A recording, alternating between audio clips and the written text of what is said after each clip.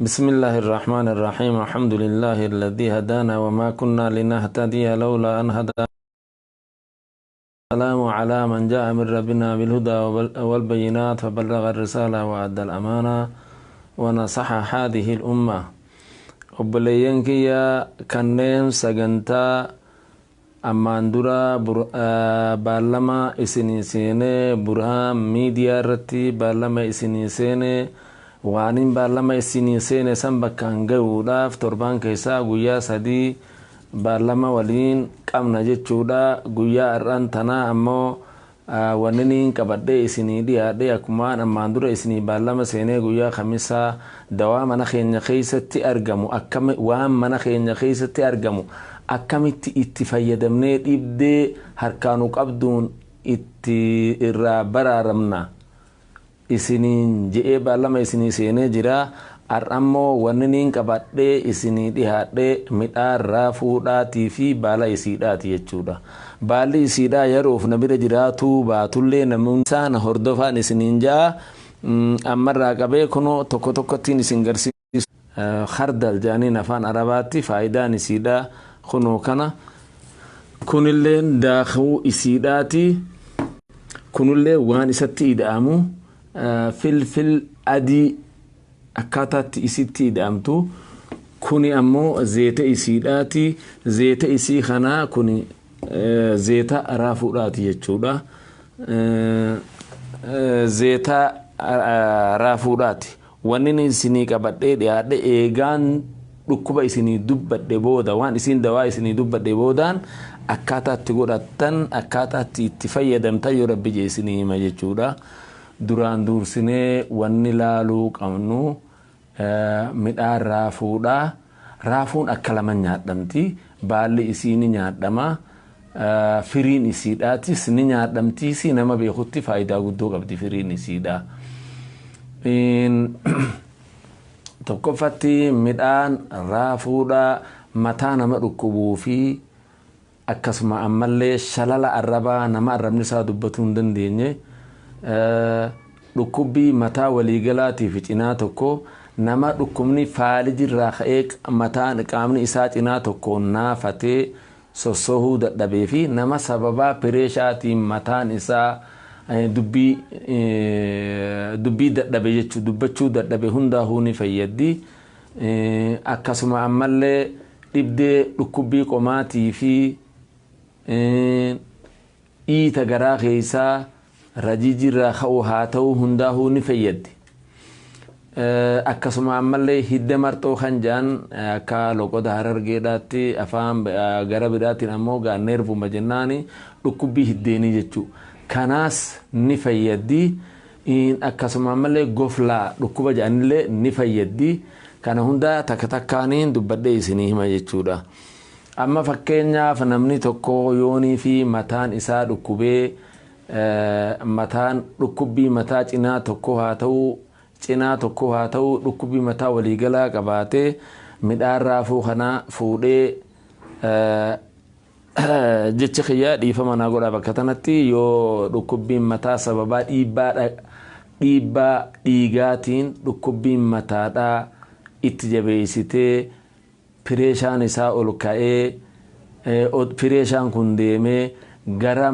dhiiga mataa isaa hidda mataa isaa keessa jiru dhiiga dalaguu dhorkee gara dhaabuutti hanga'u taate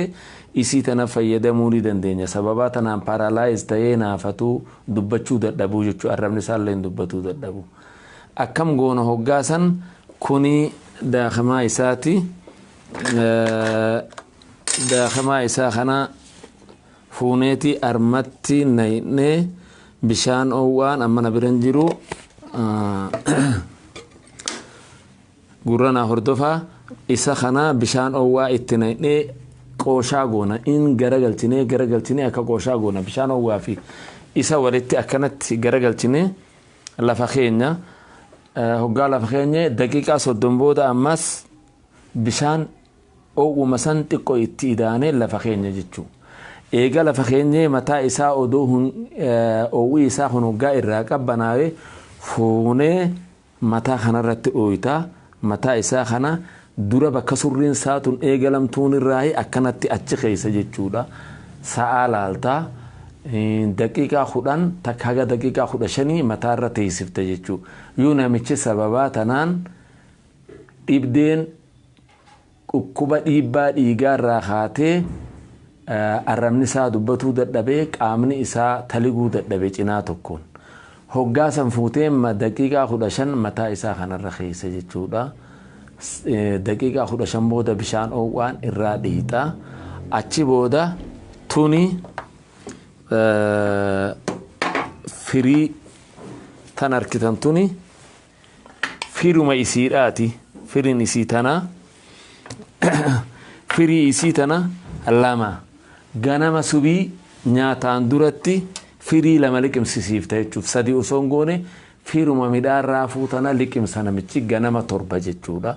yoo rabbiin jee izni rabbiitti ni fayya jechuudha gara kaaniin ammoo dhukkubbii takkahuu nama qofaa gogogaa qabuu fi dhibdee waan akka asmii kana haa qabu dhukkuba niimooniyaa haa ta'u dhibdee qoma keessa haa qabu midhaan isa kana fuudhee isa kana kunis amma daakuu isaatti isinii deebi'ee daakuu isaa tana ni fuudha isii tana fuudhee daa'ima kiiloo takkaa wajjiin wali godha daa'ima isii tana kana 3 itti godha kiiloo takkaa wajjiin wali godhe ganama subii nyaataan duratti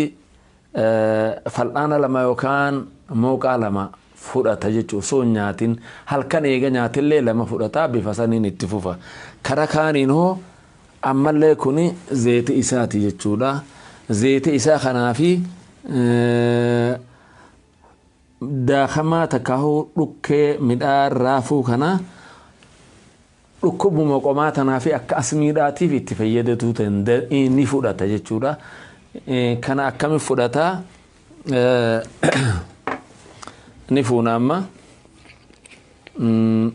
na hordofaa qalbiidhaan na dhaggeeffadha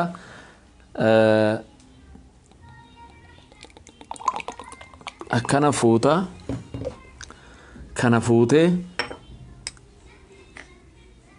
walitti akkanatti miksii tolchita kana walitti kanatti walin laayite lafa keessa gizee waqtii nyaata nyaachuu deemtu nyaata keetii wajjiin nyaata jechuudha nyaatatti nayite osoo walin hin bilcheessine nyaata wajji nyaata namni dhibdii asmaatii fi qabbana qaama keessaa qabu jechuudha hatta namni goflaa qabulleen kana akkasitti nyaata kana jechuun nama goflaa qabu taate guyyaa 40 kana fudhata bifaan amajjee kanaan shaayii wajjiin dhuguu danda'a as deebi'ee ammallee nyaata wajjiin nyaachuu danda'a goflaa harmaa haa ta'u goflaa qaama keessaa haa ta'u hidda mormaa haa ta'u hidda mormaa leef dawaa jabaa qabdi onni tun hidda mormaa kanii xannacha jedhaniin kana guyyaa 40 akkasitti fudhata jechuudha shartii waan qabbanuutu eeggatee irraa fagaatuudhaati wajjiin karaa kanaan akkasitti itti fayyadamna jechuudha karaa biraatiin ammoo midhaan raafuudhaa kuni daakuun isaa kuni nama nervii takkaa'u hidda marxoo qabu hedduu dawaadha akkamitti midhaan raafuu kana ni fuudhaa ni danfisa jechuudha karaa lamatti danfisuu danda'a yoonii fi midhaan odaa arke midhaan odaadhaatii fi daakuu akkuma isinin jee raafuu kana fuudhee zeeta zeytuunii wajjiin danfisa takkaahuu yoo zeeti isaa kana arkatillee bareeda isa kana danfisee fuudhee midhaan odaatii fi midhaan raafuu dura danfisaa achi booda zeeta zeytuun itti naqaa soogidda nyaannu kana jechuudha fal'aana 2 itti naqee waliin danfisee galgalaa fi ganama qaama isaa itti shukkuummata jechuudha yookaan midhaan odaa naannawa isaatti argamuu baatan taate qalaxaa namayyuu beekaa kanuma naannawatti namuu magarfatu kana isa kanaa fi midhaan raafuu waliin danfisee dibata jechuudha ganamaa fi galgala namni qaamni isaa nervii qabu jechuudha karaa biraatiin ammoo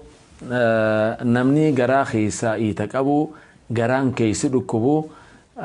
midhaan raafuu kana akkam godha fuudhee bifa reefu jenne ta duraasanii wajjiin akka qooshaadhaa godhee daqiiqaa 10 garaarra ugaa kaatee itti sun irraa deemte jechuudha guyyaa 3 akkas godha. Gara kaaniin iita miilaatis ni fayyadde jechuudha. Namni miilli iitawee fuudhee isii tana daakee qooshaa godhee xiqqishoo qumbii wajji wal keessa godhee ni dibata itti sun irraa deemte jechuudha izni rabbiitiin. Haa deemnu amma waa'ee midhaan raafuu waan gara alaa akkaataa itti fayyadannurraa dubbanne jechuudha. Mee isiin tuni dhibdee gaastarik jedhamu nama nyaanni isaa irraa hin dalaynee fi dhibdee garaa keessaatiis fidhinnaa nyaataa ni kennitii fi akkaataa itti godhatu wajjiin isii tana oowwisee daakee nyaataa wajjiyyuu nyaata isaa kana irraa dalaydisiiftii garaa isaa ni laaffifti jechuudha. Karaa biraatiin ammoo gara baala isiidhaatti hoggaa deebinu baalli raafuu kuni faayidaas ni qabaa dararaallee ni qaba jechuudha. Faayidaa isaa namayyuu ni beekaa. Dararaan isaa ammoo nama eenyuuf nama dhukkuba bawaasiiraa qabu jechuudha. Namni dhukkuba bawaasiiraa qabu isii kophaa nyaachuu hin danda'u jechuudha. Dhukkuba san itti guddifti. Yoonii fi waan akka isfiinaj qosxaa waan garaa isaa laaffise keessatti xiqqoo godhe malee nyaachuu hin danda'u. Kanaaf jecha ammoo baalli isiidhaa nama pireeshaa qabuu fi nama walumaa galaahu faayidaa isiidhaa namayyuu ni beekaa ni qabdi jechuudha. Hatta malaariyaa takkaahu bimmee qaama keessa turte baalli isiidhaa hundaawaadha. Akkasii jechuudha. Obboleeyyan kiyyaa waan naa mul'atirraa har'aan tanaa waan hanga tanaan irrattiin isinii gabaabsaa fuulduratti yoo rabbi je'ee torbaan akka har'aa bifuma waan nyaannu tamana keessa jirtuu tabiraa qabaadheetiin isinii dhihaadhaa. Guyyaa lamaan as deemu keessatti ammoo yoo rabbiin fedhee dhukkubsataa fi dawaan akkamitti dhukkubsataan tokko dawaa dhibdeen isaa eega beekamte booda dawaan isaa akkamitti isa gahuu danda'a akkamitti itti fayyadachuu danda'a irratti yoo rabbi jee fuulduratti walitti dhufnaa. Har'aan hanganumaan isinii gumaachee